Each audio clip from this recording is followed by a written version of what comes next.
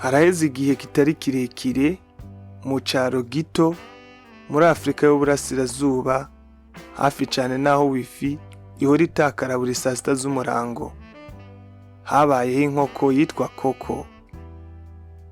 Koko ntiyari inkoko isanzwe.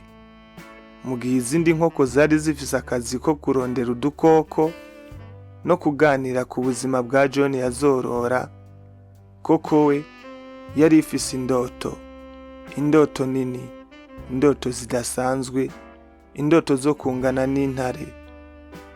Umunsi umwe Koko yamenyesheje izindi nkoko zose iti, ndarambiwe kuba inkoko, ndarambiwe abantu bambona nk'ifunguro rya saa sita, guhera ubu mbaye intare.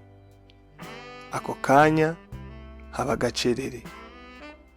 Hanyuma Janet, inkoko y'inkumi izwi ku bushobozi budasanzwe, itamaga 2 ku munsi, ako kanya kubera ayo magambo kwihangana birayinanira, irasadukira twenga, iraseka cane, irabaza iti, intare ntushobora no guhekenya neza ibigori.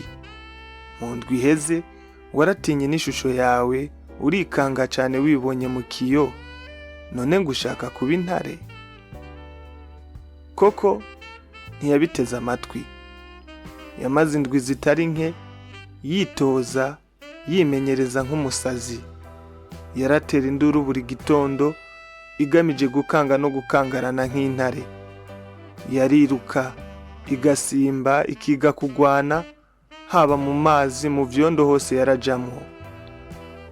Yaranagerageje kugwana n'imbwa yo ku gasozi, ariko aho byagenze nabi cane. Ariko Koko yari ifise ukwiyemeza no gushaka gukomeye. Umunsi umwe yavuye mu kiraro, umutima uri hejuru, nk'umukinyi yateruye ivyuma amaze kunywa proteine, maze yinjira ishamba ryaho hafi. Imbere gato munsi y'igiti yahurira n'intambwe ya nyayo. Ntiyari ya ntambwe ikiri nto igifise amanyama. Yitwa Bongo, uwasinzira, uwataye umuvuduko kuva muri 2007. Koko akubitagura amababa hasi, arakangarana cane. Arahagarara yipanga urugamba neza nk'umukinyi wa sinema, maze avuga n'ijwi rinini, avuga n'ijwi rirenga ati, muvukanyi, nanje ndi ntambwe. Bongo yirabuza amaso gahoro, irabaza iti, uvuze iki? Intambwe. Naritoje, nkora imyitozo, nkora imyimenyerezo ihagije. Nagwanye n'imbwa yo mw'ishamba, naranateye ubwoba, inzoka yisatura umunsi umwe. Ya ntambwe iraseka cane, iratembagara iti, uri inkoko sha wa muvukanyiwe, uri inkoko vyihorere, uri inkoko isa neza, mbese iryoshe, akanyama keza ko gufungura. Koko atangura kudegedwa, yihagarara kati, rindira gato, ntitwoshobora basi kuba abagenzi? Ndaza agakuru keza no kubwira ukanezerwa. Intambwe ati ngaho. Intambwe ibivuga yikomba iminwa.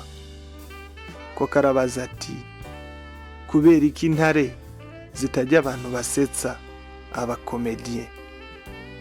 Nayo iti, ni kubera inyama zabo zitaryoha. Hongera kuba gacerere. Hanyuma Bongo araseka ubwa kabiri, aravuga ati, sha uri umuhatari kweri, humura sinzokurya, ariko wewe wa nkoko we, nturi ntambwe. Koko asubira iwabo mu kiraro, arataha. Ibimaramara ari byose, ariko akiri muzima. Kandi iyo ni intsinzi ikomeye ku nkoko yagiye mu gihugu c'intambwe.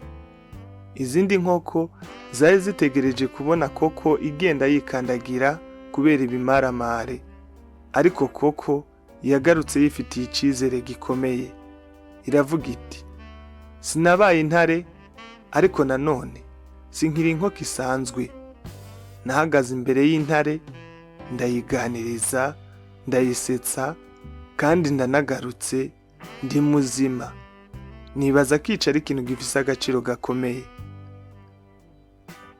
Guhera ico gihe koko yabaye udasanzwe mu zindi nkoko. Si uko yabaye ico yashaka, ariko kuko yagerageje kandi ararokoka kugira ngo azovuge iyo nkuru nziza.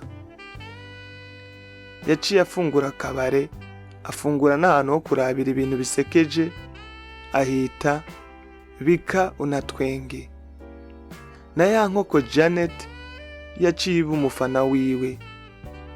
Ni vyiza kurota indoto nini naho zoba ari ndende cane.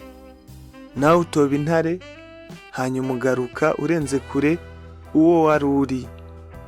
Kandi rimwe na rimwe kumenya kuganira birashobora gukiza ubuzima bwawe. Aha ni Iwacu ku Muhana TV. Jewe nitwa Gusenga Derike.